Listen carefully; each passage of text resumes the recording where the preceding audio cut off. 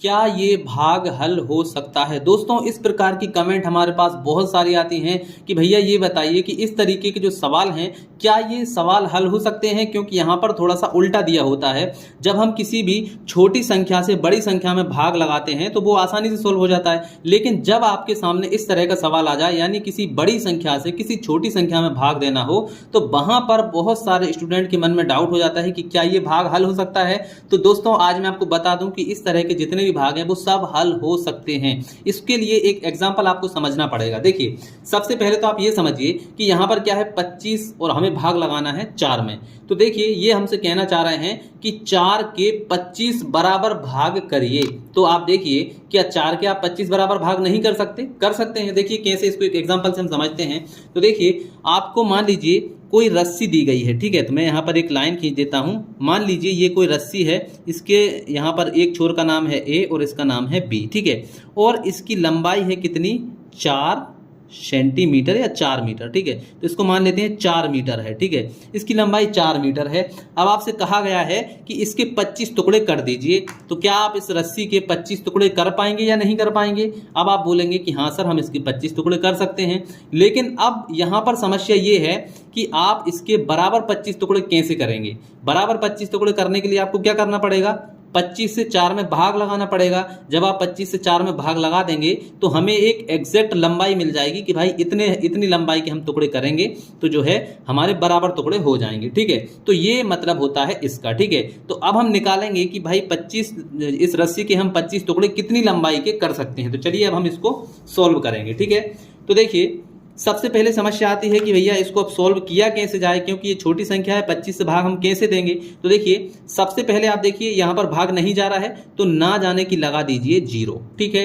अब 0 लगाने के बाद में हम क्या करते हैं? इसके आगे की संख्या को उतारते हैं, लेकिन आगे कोई संख्या है नहीं, तो हम क्या करेंगे? लगा देंगे दशमलव, ठीक है। अब दशमलव हमने लगा दिया, तो दशमलव लगाने के बाद में हम यहाँ पर बढ़ा सकते हैं एक 0, ठीक है। तो अब यहाँ पर कितना हो गया? 40। अब 25 से हमें 40 में भाग लगाना है। तो देखिए, 25 का पहाड़ा कितनी बार पढ़ें कि या तो 40 आए या 40 से कम आए, लेकिन 40 से ज़्यादा नहीं होना चाहिए। तो देखिए, 25 से कम 25, 25 दूनी 50, तो 50 जो है वो तो ज़्यादा हो जाएगा। तो हम कितनी बार पढ़ेंगे? एक ही बार, यानी 25 से कम 25, ठीक है। एक बार पढ़ दिया, तो यहाँ पर जो 25 आया उसको हम यहाँ पर लिखेंगे, यानी कि 25 का पहाड़ा एक बार पढ़ने पर कितना आया है? 25, तो ये हमने 25 लिख दिया। अब यहाँ पर क्या करना है? घटा लीजिए। तो देखिए, यहाँ पर 40 में से 25 को घटाइए, तो देखिए 0 में से 5 तो जाएगा नहीं, एक उधार लेंगे, कितना हो जाएगा? 10, 10 में से 5 जाएंगे, कितना बचेगा? 5 बचेगा, ठीक है। चलिए, अब एक तो हमने यहाँ सुधार लिया था, यहाँ पर बचे 3, 3 में से 2 जाएंगे, कितना बचेगा? 1, यानी कि हमारा बच गया है 15। अब देखिए, 15 में 25 से फिर से भाग नहीं जाएगा, तो दशमलव से हम क्या करेंगे? फिर से एक 0 यहाँ पर बढ़ा लेंगे, ठीक है। अब 0 हमने यहाँ पर बढ़ा ली है। अब क्या होगा? तो अब देखिए, यहाँ पर हम क्या कर सकते हैं? अब देखिए, 25 का पहाड़ा कितनी बार पढ़ें कि 150 आ जाए? तो यहाँ पर हम 25 छक्के, देखिए 25 चौके होते हैं 100, ठीक है। और यहाँ पर 150 है, तो 25 का पहाड़ा 6 बार पढ़ेंगे तो आ जाएगा हमारा 150। तो 25 का पहाड़ा 6 बार पढ़ने पर कितना आता है? 150 आता है, ठीक है। तो अब हम क्या करेंगे? इसको घटा लेते हैं। तो घटाइए, देखिए, तो 0 में से 0 जाएगी, कुछ भी नहीं बचेगा। 5 में से 5 जाएंगे, कुछ भी नहीं बचेगा। 1 में से जाएगा, कुछ भी नहीं बचेगा। यानी कि यदि हम 25 के 4 के 25 टुकड़े करें तो एक टुकड़े की लंबाई कितनी होगी? 0.16। ये हमारा आंसर आ जाएगा, ठीक है। तो अब हमें पता चल गया कि भाई ये जो रस्सी है ना, इसके हमें एक टुकड़े की लंबाई कितनी रखनी है? एक टुकड़े की लंबाई रखनी है हमें 0.16, ठीक है। इतनी लंबाई के आप टुकड़े करेंगे तो ये हमारे बराबर टुकड़े हो जाएंगे, ठीक है। तो इस प्रकार से इसको हमें सोल्व किया जाता है। चलिए एक सवाल और करते हैं इसी तरह का, ताकि आपको और भी अच्छे से समझ में आ जाए। अब देखिए दोस्तों, आपके सामने मैंने एक और सवाल लिख लिया है। 19 से हमें भाग लगाना है 7 में। तो यहाँ पर भी सेम वही समस्या है कि भाई यहाँ पर जो 7 है वो छोटा है, 19 बड़ा है, भाग कैसे जाएगा? तो सीधा सा फंडा है, सबसे पहले आपको ना जाने की शून्य लगा देना है, ठीक है। और इसके बाद में दशमलव लगाकर एक 0 यहाँ पर बढ़ा लेना है, ठीक है। तो अब यहाँ पर कितना हो गया है? 70। अब 19 का पहाड़ा हम कितनी बार पढ़ें कि या तो 70 आए या 70 से कम आए, लेकिन 70 से ज्यादा नहीं होना चाहिए। तो चलिए 19 का पहाड़ा पढ़ते हैं। तो देखिए, 19 से कम 19, 19 दूनी 38, 19 तिया 57, 19 चौको 76।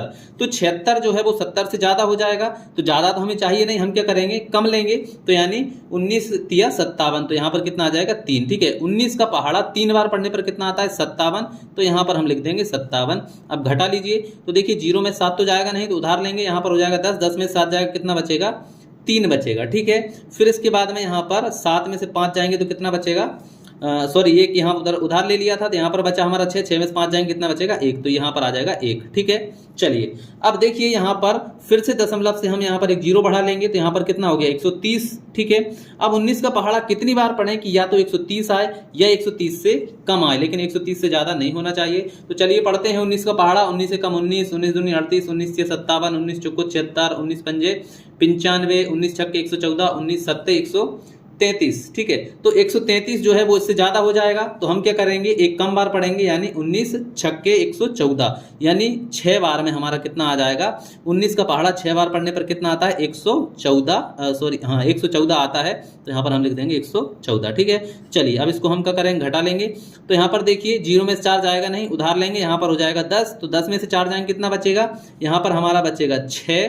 ठीक है, फिर इसके बाद में यहाँ पर एक उधार ले लिया तो यहाँ पर बचे तो 2 में से 1 जाएगा कितना बचेगा 1, और यहाँ पर 1 में से 1 जाएगा कुछ भी नहीं बचेगा। ठीक है, अब दशमलव से फिर से हम एक जीरो बढ़ा लेंगे तो यहाँ पर हो जाएगा 160। ठीक है, अब यहाँ पर 19 का पहाड़ा हम कितनी बार पढ़ें कि या तो 160 आ जाए या 160 से कम आए, लेकिन 160 से ज़्यादा नहीं होना चाहिए। तो चलिए पढ़ते हैं 19 का पहाड़ा हम कितनी बार पढ़ेंगे। तो देखिए 19 से कम 19, 19 दूनी 38, 19 से 57, 19 चौको 76, 19 पंजे 95, 19 छक्के 114, 19 सत्ते 133, 19 अट्ठे 152। तो देखिए 152 जो है वो लगभग इसके बराबर है, और 19 नब्बे कितना हो जाएगा, 19 नब्बे हो जाएगा 171, तो ज़्यादा हो जाएगा, तो हम क्या करेंगे 19 अट्ठे। ठीक है, तो 19 का पहाड़ा 8 बार पढ़ने पर कितना आ जाएगा 152, तो यहाँ पर हम लिखेंगे 152। ठीक है, अब इसको क्या करेंगे घटा लेंगे।